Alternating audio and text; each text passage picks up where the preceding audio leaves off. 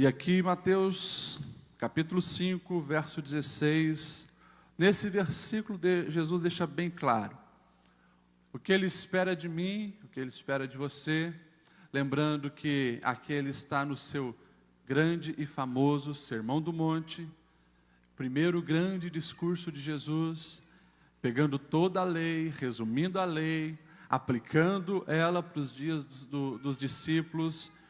E ele, no verso 16 do capítulo 5, diz: assim brilhe a luz de vocês diante dos homens, para que vejam as suas boas obras e glorifiquem ao Pai de vocês que está nos céus.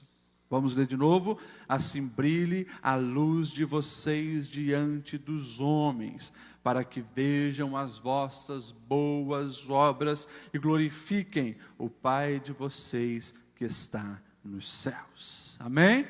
Você pode se assentar nesse momento.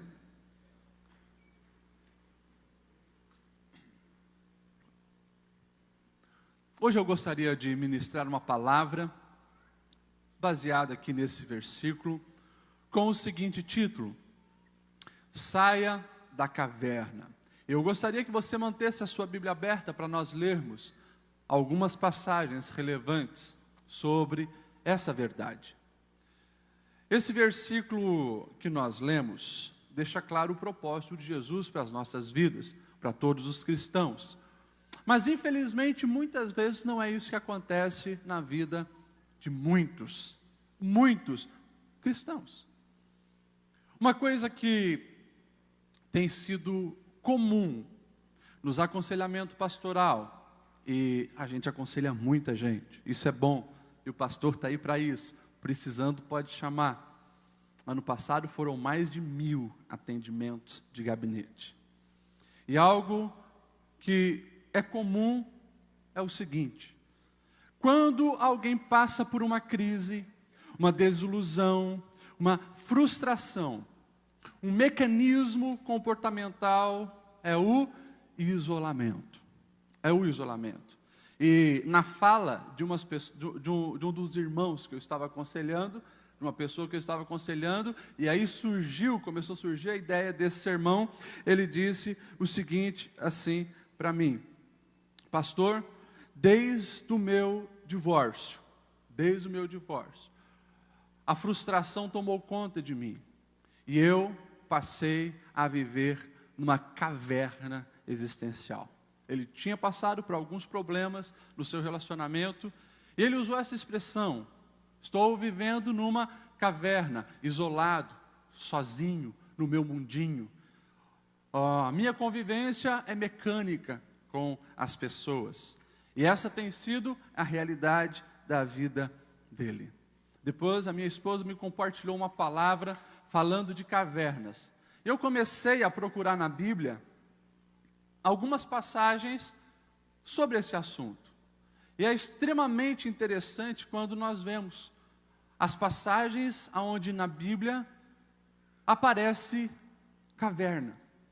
Todas elas estão assimiladas ou com morte, porque se sepultavam pessoas em capela. Nós vamos ver Abraão comprando o terreno onde tinha a capela de Macpela. E lá então ele coloca a sua esposa e ali vira depois para toda a família. E nós vamos ver que quando não é para enterrar alguém, nós vamos ver que é um local de fuga. Lá no começo da Bíblia, em Gênesis, lá no capítulo de número 19, verso 30, você vai ver essa expressão aparecendo. O texto diz: e Ló partiu de Zoar com suas 2 filhas e passou a viver nas montanhas, porque tinha medo de permanecer em Zoar. Ele e suas 2 filhas ficaram morando numa caverna.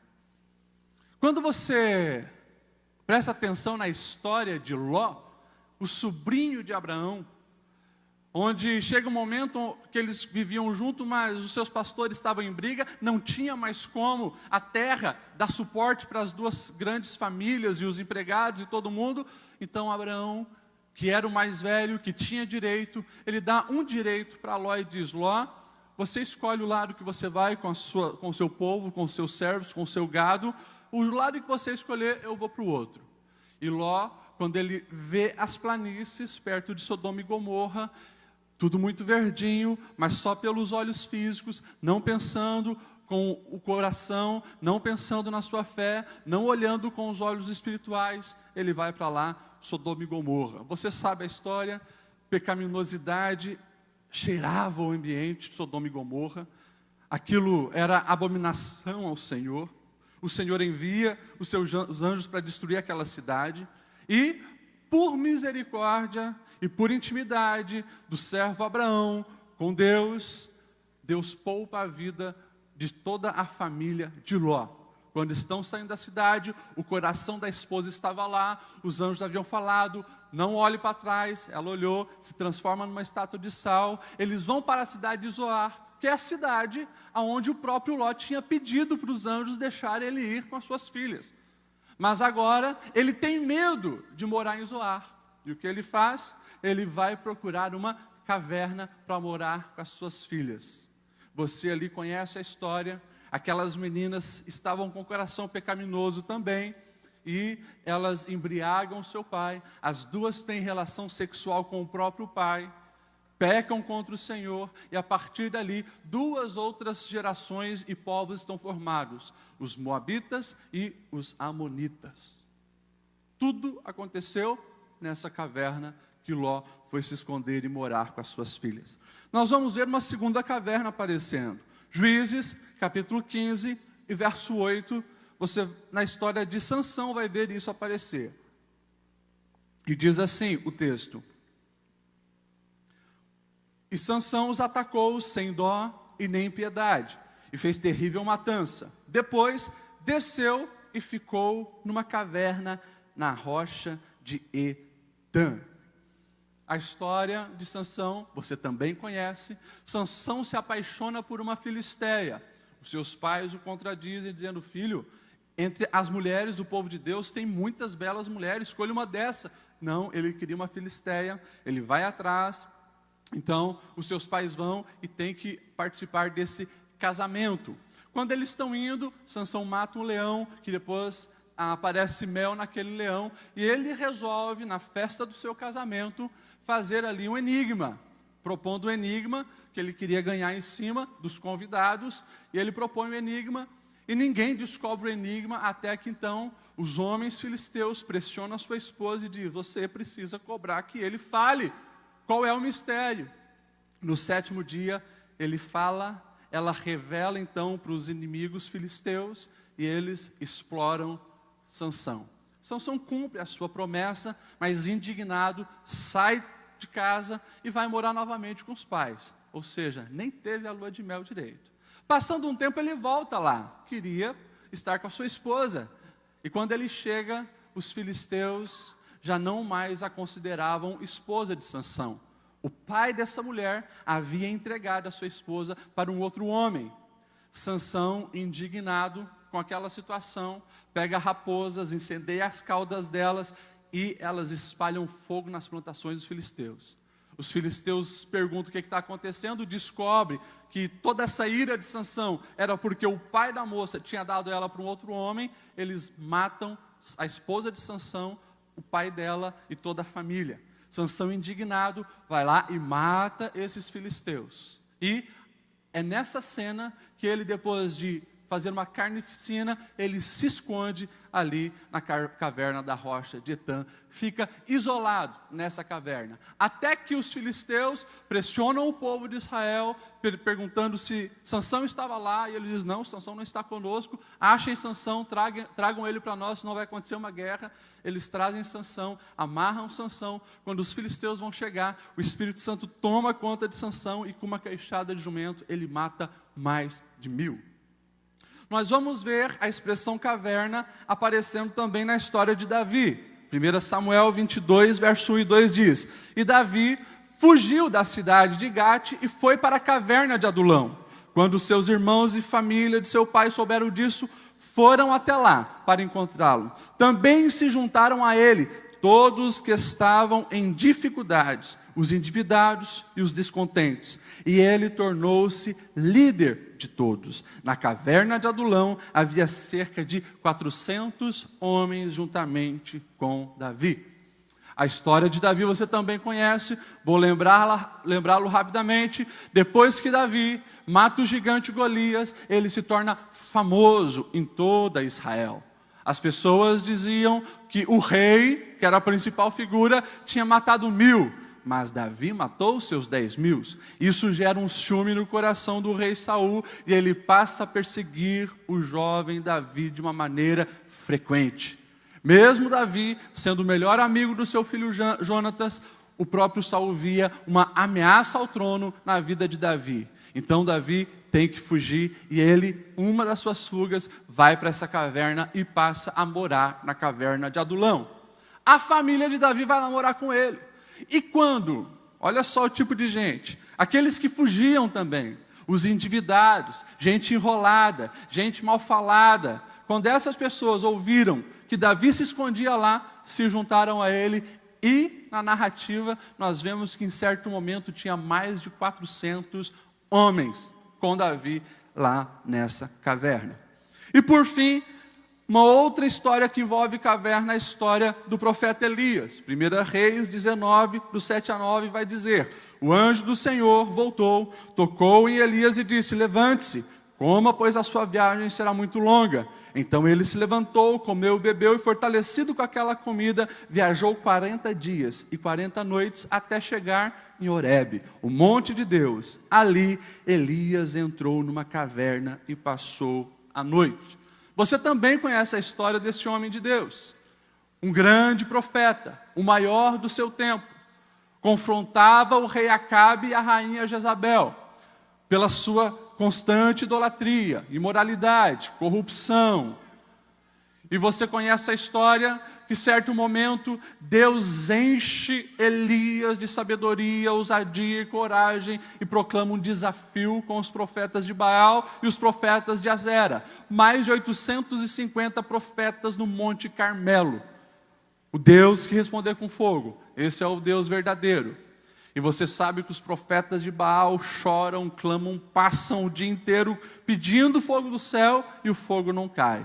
Elias zomba deles, desafia-os, pede para molhar todo aquele altar, e na primeira oração, fogo do céu desce e consome tudo aquilo, lambendo a própria água que estava ali.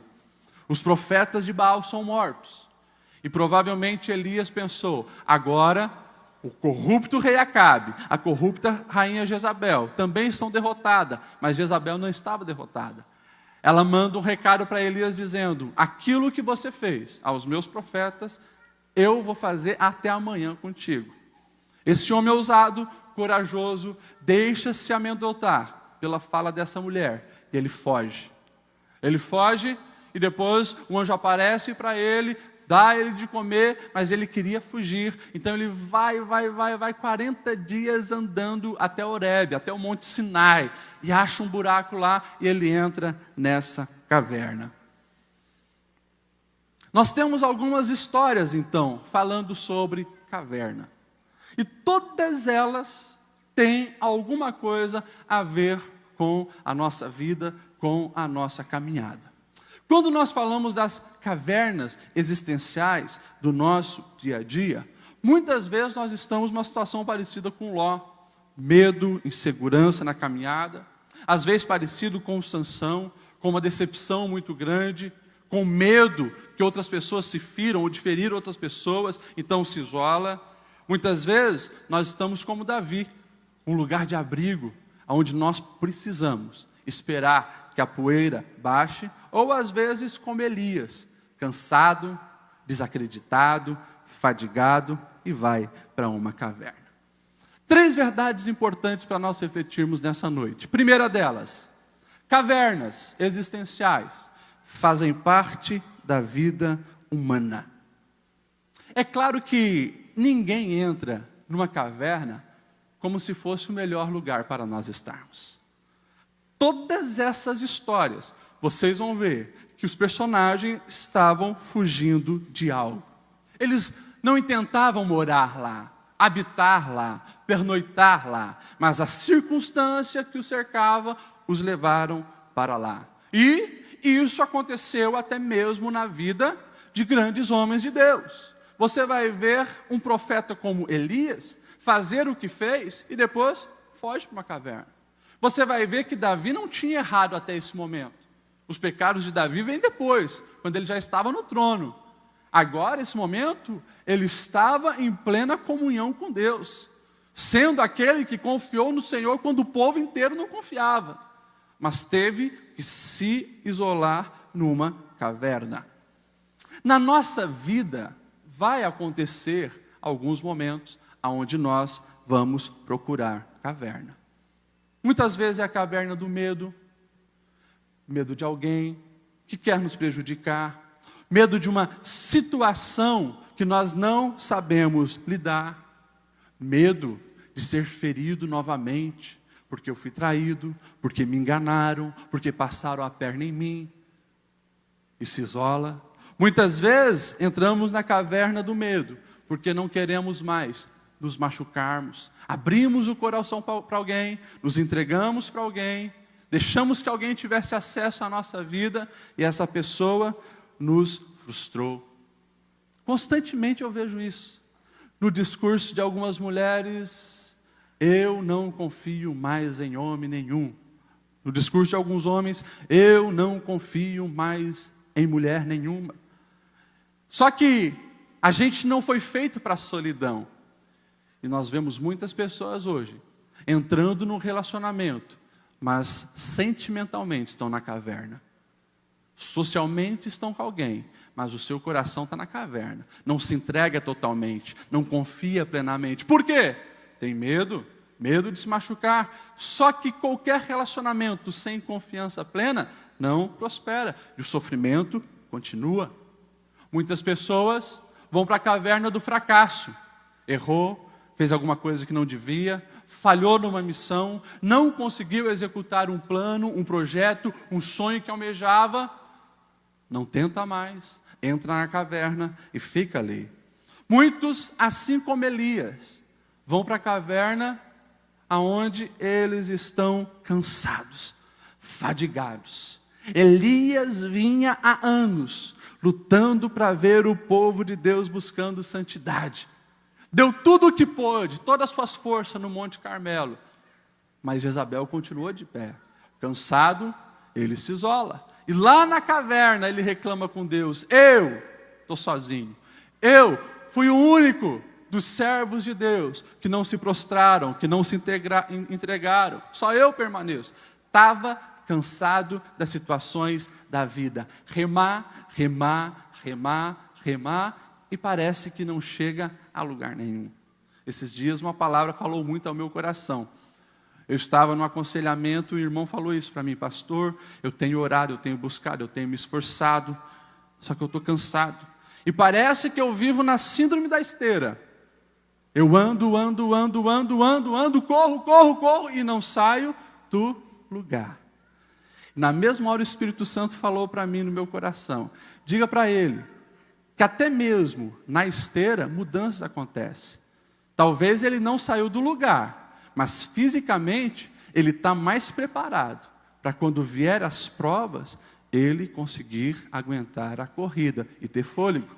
E essa é uma verdade. Às vezes a gente luta, estamos cansados, mas o nosso corpo, a nossa mente, e falando do exercício espiritual, a nossa alma está mais fortalecida para os desafios da vida. Às vezes nós entramos também na caverna da descrença, aonde nós não acreditamos mais em ninguém, nós não acreditamos mais em nada, tudo está errado, tudo está corrompido, ninguém presta, ninguém fala a verdade, ninguém ama de coração, e pessoas se isolam, desconfiam dela e de todo o mundo. Cavernas da vida. Faz parte. E o que eu quero que você entenda é que você não precisa colocar um peso maior na sua vida se você está numa caverna. Não seja masoquista. Eu não vim aqui dizer que você está errado. Eu vim aqui te desafiar a começar a busca por sair dessa caverna. Mas todos nós passamos pelas nossas cavernas da vida. Na quinta-feira retrasada, eu compartilhei com os irmãos aqui da quinta-noite, na minha adolescência, quando eu entrei em depressão. Quando vim para Blumenau, sem amigos, sem ninguém, cheio de amigos da cidade onde morava, lá em Lages, me isolei, entrei numa caverna, fiquei 3 a 4 meses depressivo. Um adolescente que não via mais sentido na vida. Passei pela minha caverna também. Então, eu entendo o que você passa. Eu entendo a situação que você está. Mas eu também entendo que não é projeto de Deus que você fique ali o tempo todo. Caverna faz parte da existência, mas não pode se tornar a nossa existência. Essa é a primeira verdade que você precisa entender. Segunda verdade, que eu gostaria que você entendesse, que na caverna nós também precisamos tomar atitudes. E essas atitudes influenciam a nossa vida. Essas atitudes trazem consequência. Nas cavernas que nós citamos aqui na Bíblia, tem cavernas onde o período foi mais curto. A caverna de Sansão e a caverna de Elias, os períodos foram bem curtos. Foram mais ou menos algumas horas, um dia, uma noite. Agora, ambos que passaram pela caverna, eles entenderam que precisavam tomar atitudes. Essas atitudes iam influenciar a sua vida. É na caverna que Elias abre o coração para Deus. Ele reclama, ele chora, mas também é na caverna que ele tem uma experiência com Deus. Deus se manifesta para Elias, Deus fala para Elias, você não está sozinho.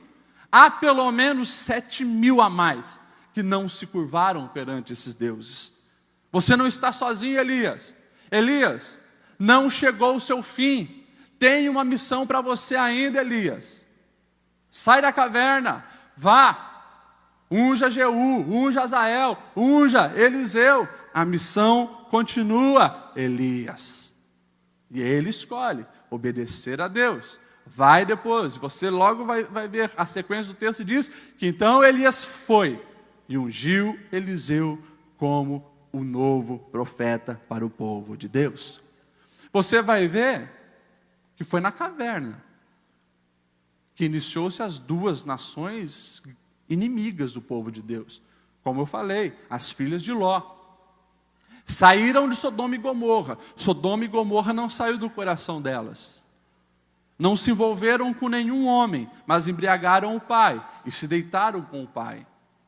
Praticaram incesto, algo repugnante aos olhos do Senhor Deus. Tomaram uma decisão. Estavam sob influência do pecado. E aqui um grande problema desse isolamento na caverna. A gente continua sendo gente. A gente continua sendo fraco, tendo brechas no coração. E o nosso adversário que não dorme, que a palavra deixa bem clara que ele veio para matar, roubar e destruir. Ele aproveita a fragilidade da caverna. E como diz o ditado popular, coloca minhoca na mente. Se você já teve a oportunidade de conversar com pessoas que estão depressivas, que estão na caverna emocional, muitas delas tentam suicídio. E geralmente, desse jeito, se isolam do mundo, estão em crise, estão com dificuldade, não vê mais esperança, estão sozinhas. E vem uma voz dizendo, nada mais faz sentido, tira a vida, toma esse remédio, pega a corda e assim por diante. Decisões da caverna. É por isso que nós vamos ver Davi, ele aproveitando bem a caverna da sua vida. Davi é aquele homem que precisa fugir para a caverna, ele precisa esperar a poeira da situação de perseguição de Saul abaixar, mas lá na caverna ele não se isola, até porque o isolamento é terrível. A solidão, que infelizmente, enquanto mais a população mundial cresce, parece que a solidão mais faz parte dos corações, tem aumentado em muitas vidas. E ela é destrutiva.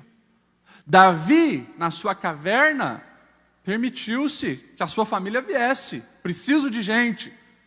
Davi, na caverna, não renunciou. Você é aquele que os caras estão falando mal que está devendo, vai para lá. Você brigou com a tua família, vai para lá. Não. Davi abraçou aquelas pessoas.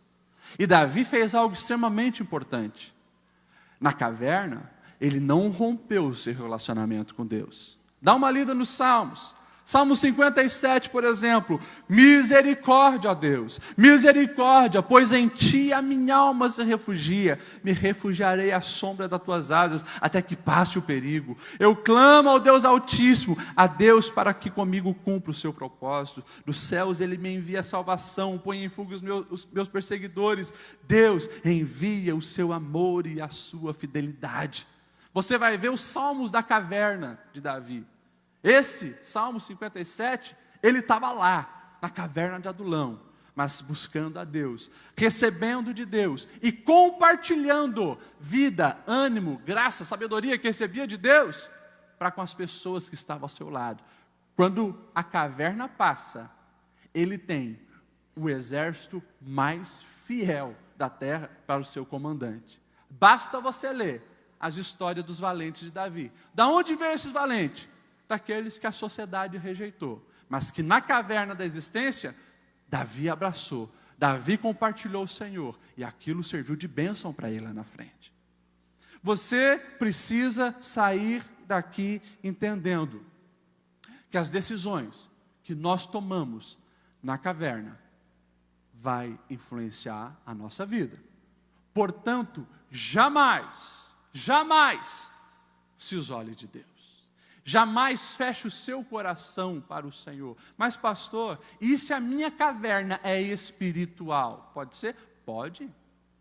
Pessoas que enganamente acham, que por serem cristãs, não pode passar por problemas.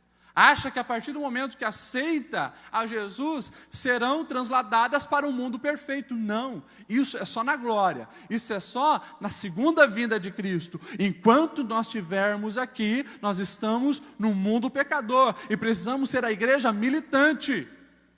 Jesus mesmo disse, no mundo tereis aflições. Por isso desanime? Não, mas tenha um bom ânimo. Eu que venci o mundo, eu estou com vocês, eu vou ajudar vocês, eu vou enviar o Consolador para acompanhar a caminhada de vocês. Então, não fique na caverna espiritual, infrutífero no ministério. Não se isole de Deus, Ele é a fonte da vida. E se você perder a Deus, daí sim, você perdeu tudo. Mas você pode ter perdido amigos, pode ter perdido dinheiro, pode até ter perdido familiares. Mas se você tem o Senhor, você tem o que você precisa, o que a alma precisa, o que o teu futuro almeja e precisa. No Senhor nós temos tudo. Atenção então com as tuas atitudes na caverna. E a terceira verdade que eu quero compartilhar para nós finalizarmos. Caverna não pode ser o nosso endereço permanente. A fase do homem das cavernas já passou. Nós não fomos feitos para cavernas. Há propósitos a mais para a nossa vida. Até o Batman descobriu isso. Depois de um tempo isolado na caverna, ele vai resolver os problemas de Gotham City, né? Até o Batman entendeu isso. E nós precisamos entender isso. Nós precisamos entender que mesmo que passarmos pela caverna, não é esse o nosso propósito final. Mateus 5:16 que nós lemos. Assim brilhe a luz de vocês diante dos homens. Em caverna, ninguém vai enxergar a tua luz. Isolado, ninguém vai perceber as tuas atitudes e glorificar o Pai que está no céu. A Bíblia conta a mulher, aquela mulher que eu citei do fluxo de sangue, vivia numa caverna existencial. Sabe o que é 12 anos uma mulher sangrando? Sabe o que é 12 anos ela sendo repudiada pela sociedade? Sabe o que é 12 anos sem poder chegar perto do templo e adorar a Deus? Sabe o que é 12 anos sem receber um abraço, um toque, um cumprimento de mão, porque qualquer um que tocasse nela era considerado impuro? Essa era a mulher do fluxo de sangue. 12 anos numa caverna, que talvez a própria sociedade a colocou. Ela com ousadia, com coragem, arriscando a própria vida, porque ela poderia ser digna de apedrejamento por ter intencionalmente tocado em alguém e colocado alguém numa situação impura, mas ela tinha fé, se tocasse em Jesus, ela seria curada. E o texto diz que ela tinha tanto receio, que ela não queria nem tocar em Jesus, na pele de Jesus, se tocar na veste de Jesus, para na mente dela não contaminar Jesus. Mas Jesus não é contaminado, dele sai virtude curadora, e aquela mulher é liberta daquela escravidão, é liberta ali da sua caverna existencial, ao receber o toque de Deus, ao receber a cura. Nós vamos ver uma caverna vivida por Pedro, aquele que se dizia o discípulo mais fiel de Jesus, botava fé nele. Jesus, esse resto aí pode até te trair, te negar, te abandonar, mas eu não. Essa história de que ferirei o pastor e as ovelhas vão dispersar, comigo não, Jesus, estou contigo até o fim. Jesus diz, não é amanhã, não é daqui um mês, não é daqui um ano. Pedro, nesta noite, você me negará 3 vezes, antes que o galo cante. Pedro fica indignado, não dá crédito para a palavra de Jesus. Mas lá depois Jesus é pego no Getsêmani. Jesus é levado cativo. E nós sabemos que Pedro nega Jesus por 3 vezes. Ele entra numa caverna existencial, espiritual, ministerial. Pedro se considerava fora do time de Jesus. Já era. Jesus é morto. Ao 3º dia ele ressuscita. Pedro estava tão desacreditado no seu ministério, que lá na caverna ele volta a fazer o que sempre fez. Vou pescar, não tem mais jeito para mim. Só que quando Jesus aparece, ele manda um recado pelas mulheres: vão, digam para os meus discípulos que eu quero encontrar eles lá na Galileia. E fala para o Pedro que eu quero ele lá. Eu imagino Pedro recebendo essa notícia. E Pedro está lá, pescando. De repente na praia, ei, tem peixe aí? Não, a noite inteira pescamos e não deu nada. Joga para o outro lado. Joga para o outro lado. Quando vão puxar, não consegue. João dá um grito: Jesus, é Jesus. Pedro, é Jesus. E Pedro pula e vai ao encontro de Jesus, e ali com algumas perguntas, Jesus perdoa Pedro e tira ele da caverna. Tu me amas, Pedro? Eu gosto de ti, Senhor. Irmãos, se tem algo bom que aconteceu na vida de Pedro, você pode até entender e achar que o pastor está louco, mas foi Pedro ter negado Jesus. Porque até aquele momento, no trono do coração de Pedro, era ele. Ele confiava nele mesmo.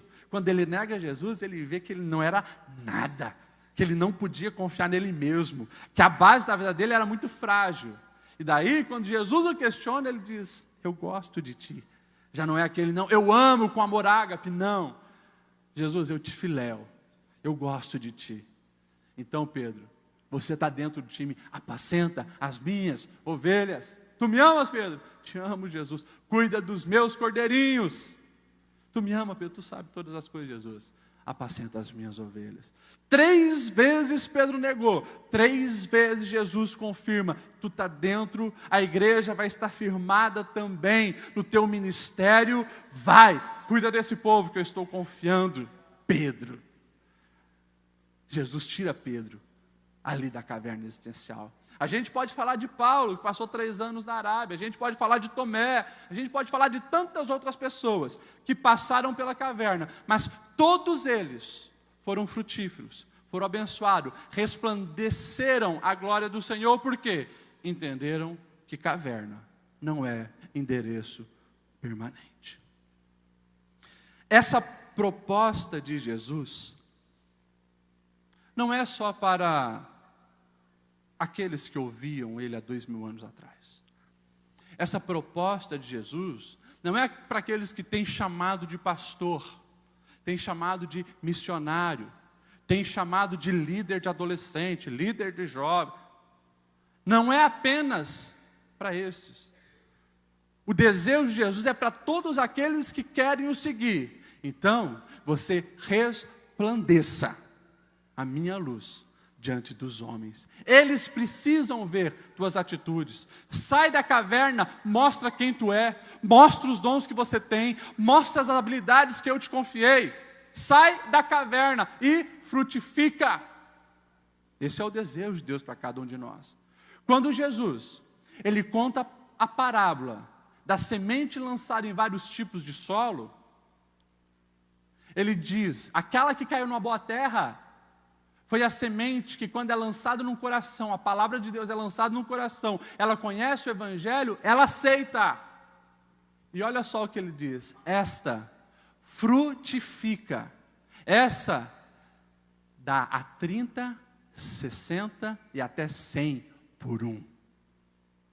O que Jesus está dizendo? O mínimo que alguém que entende o Evangelho, recebe o Evangelho e vai produzir é 30 por um. Isso é forte, quando a gente começa a entender a proposta de Jesus para nós. Pastor, o senhor não passou pelo que eu passei, o senhor não ouviu o que eu ouvi, o senhor não foi traumatizado como eu fui traumatizado. Pastor, eu não tenho força, eu estou quase morto, emocionalmente, espiritualmente. Fica tranquilo. A Bíblia vai dizer que em João 11, Jesus chega lá na cidade de Betânia, de frente para uma caverna, onde alguém estava lá, mas não era para ainda estar. Lázaro, não chegou o teu tempo de ficar aí. Não é endereço permanente ainda. Lázaro, sai para fora. E ele voltou à vida. Não importa a situação que você está, Jesus te traz novamente à vida, porque quer te ver. Ele quer te ver frutificar, Ele quer te ver resplandecer, Ele quer te ver produzir. Isso que Ele colocou dentro de você, desejo de fazer, realizar, conquistar, não é por acaso. Nós somos criaturas dEle, semelhança dEle, um Deus que trabalha, um Deus que faz, um Deus que está ativo. Nós precisamos sair da caverna. Se coloque em pé nessa noite.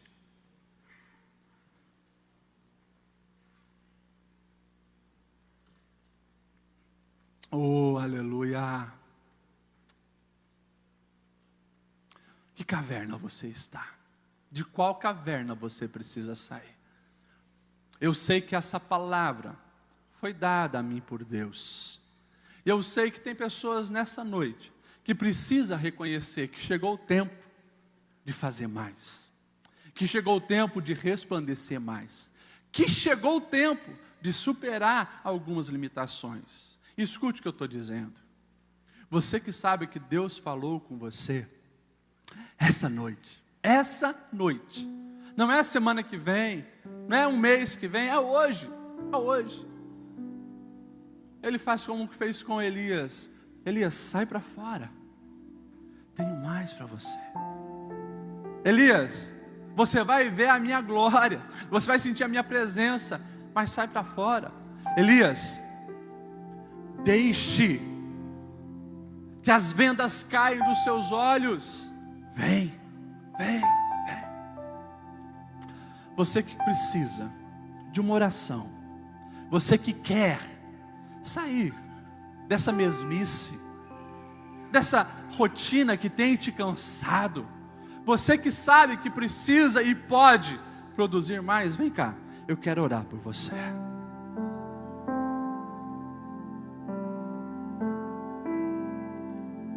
Oh, aleluia.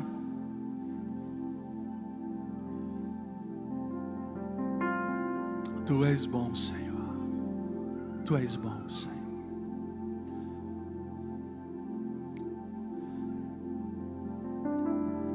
Aleluia. Aleluia.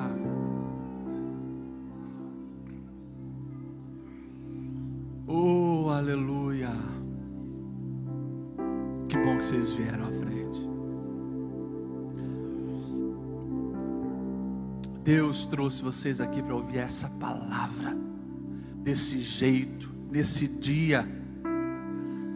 Não mais esse isolamento prejudicial,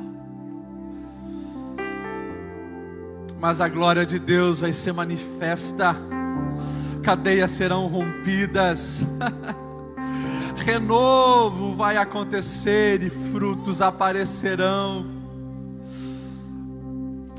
Aleluia. Tem mais alguém? Vem para frente. Aleluia, aleluia. Te adoramos, Senhor. Te adoramos, Senhor. Essas pessoas aqui precisam, Senhor, de Ti. Precisam do Teu toque. Precisam de vida. Aqui tem gente cansada, fadigada, que não aguenta mais. Mas nós chegamos ao pé da cruz, que liberta, que sara, que restaura. Oh, te entregamos tudo que somos. Entra nessa caverna, Senhor. Entra. Tira. Deus.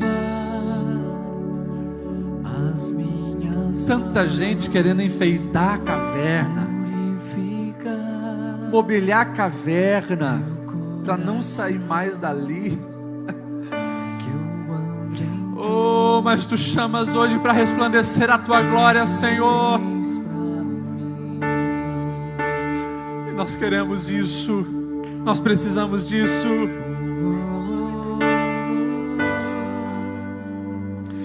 Eis-me aqui, rendido estou.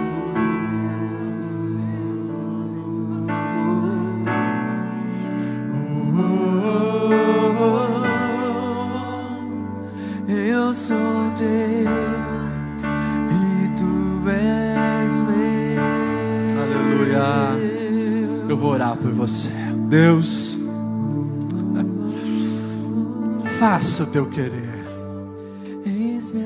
Faça a Tua obra. Renove as forças. Renova os sonhos.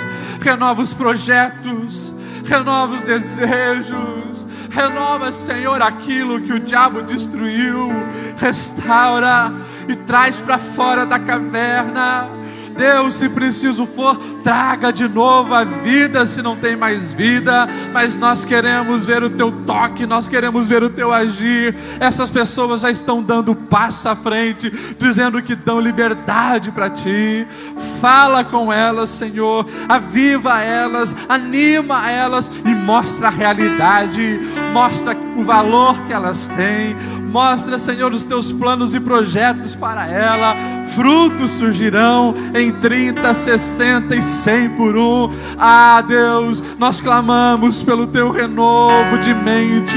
Nós clamamos por um renovo nesse coração. Nós clamamos para que toda confusão caia por terra. Todo engano, toda maledicência, toda calúnia, toda palavra que traumatizou, que caia por terra. Porque a vida em Ti, a vida em abundância em Ti, renova, Senhor, ministra a Tua graça, Senhor, enche do Teu amor, do Teu poder e mostra, Senhor, que Tu os forjaste para a ousadia, para a grandeza, para romper barreiras, em nome de Jesus, amém.